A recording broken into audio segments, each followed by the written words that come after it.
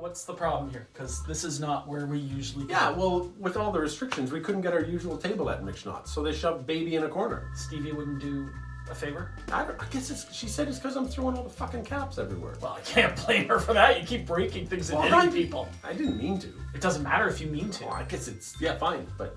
Yeah. Stevie never told you about the incident, so... No, she probably never did. No. No. Well, you'd know. I probably would. Well, then why do you keep saying probably? Because I don't care. Oh, okay.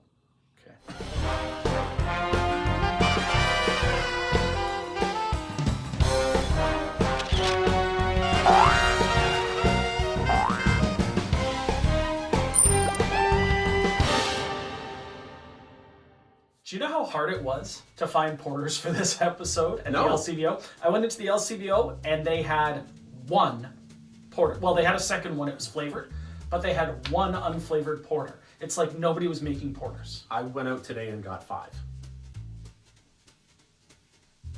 Yeah, what's wrong with you? I suck? Am I not being supportive enough?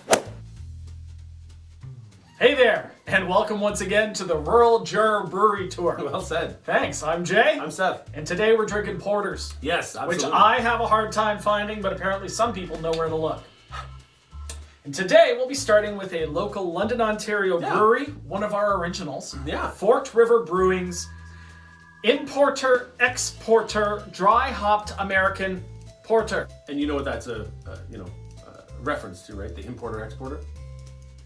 You know that that's from George Costanza, right? He was in textiles. He was in textiles. He absolutely was. Seinfeld show. This is 5%, and it's got an IBU of 29. That's a nice deep brown, a little chestnutty on there. Yep. A persistent head there. It's not terribly deep, but that's okay. Yeah, no, it's a nice head. Oh, you can smell the hop on that. Can't get peaks though. Well, I wouldn't expect to get peaks. Why do you keep fingering your beer? Why not? It needs it. She smells good. It smells very hoppy. It smells very hoppy, actually, for a porter. It's awesome. It's a dry hopped porter, so I expect to get some of that scent in there for sure. Yeah, I'm not getting much more of the roast or anything like that. You're right. It's just all hop on the nose. Oh.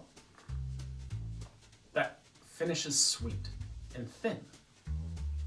And I didn't expect that. When I drink a porter, I expect it to be rich and full flavored, but this is quite thin. Yeah. And then sweet, and then the bitter comes in and it's very potent. I'm not getting the bitter potent part. You're not? No. Oh, well. I'm getting really dry at the end. I'm certainly getting lots of hop, especially right off the start. And then, you're right, it's sort of a thinner porter in the middle. That body is really thin. I expect to get some of the coffee taste off of those roasted malts. I'm getting some of that right at the beginning. No. I think the hop, on mine I can taste it, but it's I think it's a little bit, the hop is overpowering it just a little. For me, this has just that slightest touch of sour, like a lemon. Okay, I could see that. Yeah. I would say that's the dryness. I enjoy it. I'm liking it. Well, I do like hops. I know, I like hops. And I do like porters. I know. But I think this is just too thin in a flavor to be a good porter from my perspective. I want a porter not to be thick, but to have full flavor that's persistent throughout the entire profile and to have those roasty flavors that come out at the end. I'm not getting that. I'm getting bitter, I'm getting lemon, sourness, and I'm getting the tiniest bit of sweet before those bitter and sour. Yeah, if I was just going to grab this for a porter and just drink it on a really cold day and I wanted to warm up and something like that, this isn't the beer for you. No. This to me actually tastes more akin to like a black lager or a thinking black IPA. A black IPA, something like that. Yeah. But I can drink it. I like the taste of it, but it's not necessarily what I was thinking when I bought it. Next up is the Tolpuddle porter. Hold up. What's a Tolpuddle? So Tolpuddle is actually in our London, the not so famous London. It's voted the second best London in Canada by people who live here. That's right. Second best London in London by people who don't live here. And Tolpuddle is a community living place or something like that. But there's got to be a root for that name. Yes, so the original root of it is like it's a place in London, England, like a suburb. Oh, they got weird names. I know. Ipswich. Exactly. And Piccadilly. And Ed Sheeran. Where is that fucking place? Nobody knows. No. So much red hair. So much red. So much pale skin. I know. So 5.5%, 26 IBU. Yep. All right. Hey, look at that. Nice deep brown color. Bubbly head. Clings to the edge of the glass a little bit. It's kind of nice. Oh, I like the smell.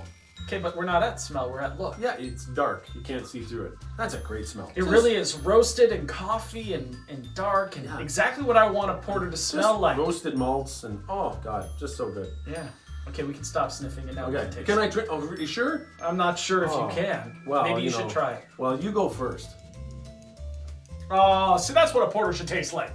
Oh, that's awesome. Yeah, that's dark. Dark and creamy and rich and roasted and coffee. Bitter. Bitter, yeah. Good bitter finish on that. Oh, really good bitter. I love how dark it tastes and how rich flavored it is. And maybe that's in contrast to what we just had, which was really thin and sour. I'm getting roast and I'm getting malt and, like I said, a little bit of creamy on the mouthfeel. This is an excellent porter. I'm not getting any creamy mouthfeel. I'm sorry, because it's really nice with this. Yeah, I'm not getting. I mean, Maybe I should drink some more. Sure. You're well ahead of me. Well, yeah, because you smelled it and looked at it too much. Yeah, imagine that. Yeah. Beer show where people can't taste it themselves, so I want to describe as fully as possible. Sure. God forbid they find out something. So we had one that wasn't so great, Yeah. and then one that was really good, Yeah. and now we've got another one from a London brewery. So Yeah. 3 out of 3.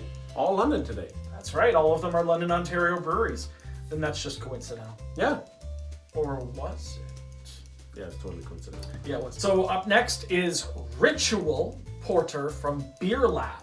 Beerlab, yeah. So this is 6.5%.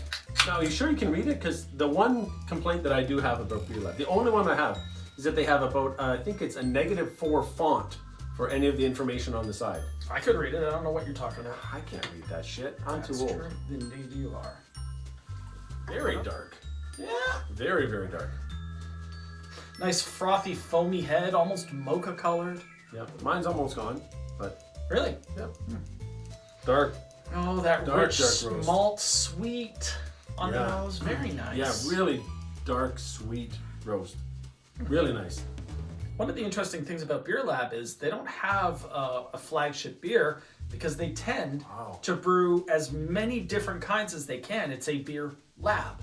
So they're trying to come up with new recipes all the time. It's rare to see them do a repeat.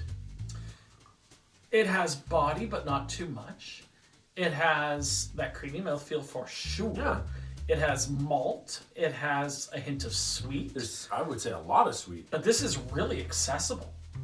There's certainly the creamy mouthfeel. There's the really dark roasts, the sweetness. There's still the bitterness too. It's an interesting balance between the bitter and the sweet. I'd say this is the least bitter of the three we've had so far. You're right. Of the 3 we've had, it is the least bitter, but it's also been the most, I would say, alcohol bitey. It's also the highest alcohol. Yeah, absolutely. But it doesn't have that bitterness on the end. It has that alcohol-y.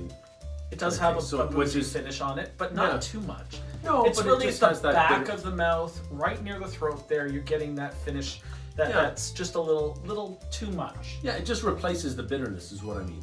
Instead of a bitter finish, it just replaces it with the boozy finish. And I still get a little bitter because of that boozy finish. Mm-hmm. But that's okay. Yeah. I think this is an easily crushed beer, even though it's 6.5%. Yeah. I don't think there's any flavors that are too powerful. I think it's just really tasty. Thanks for watching the Rural Juror Brewery Tour. Well said. Thank you. I'm Jay. I'm Seth. Check us out next time when we try some more beers. Make sure you like and subscribe. Check out our website. Hey, our brand new and revamped website. Absolutely. Check it out. We've got some blog entries there, opportunities for you to sponsor episodes, Patreon. Go take a look. Absolutely. We'll see you then. Bye-bye. I like the smell. Okay, but we're not at smell. We're at look. Yeah, it's dark. You can't see through it. What the fuck else do you want me to say? Well, we're in the corner. The lighting's not as good. There's a light right there. I can't. Ooh, that smells like roasted coffee. Fuck, that's what I just said. Yeah, well, but we were there yet, and then I try and get you to talk about the way it looks, and Look, we're gonna be okay. We'll get I don't through think this. so. It's a stressful time. Look, It's a stressful I'm time. having beer fatigue. There's no such thing. I know. There's It's beer awesome. fat, but there's not beer Yeah, I fatigue. know. Oh, very good. Thank you. Isn't that a great? Tip the veal, try your waitress. Oh man.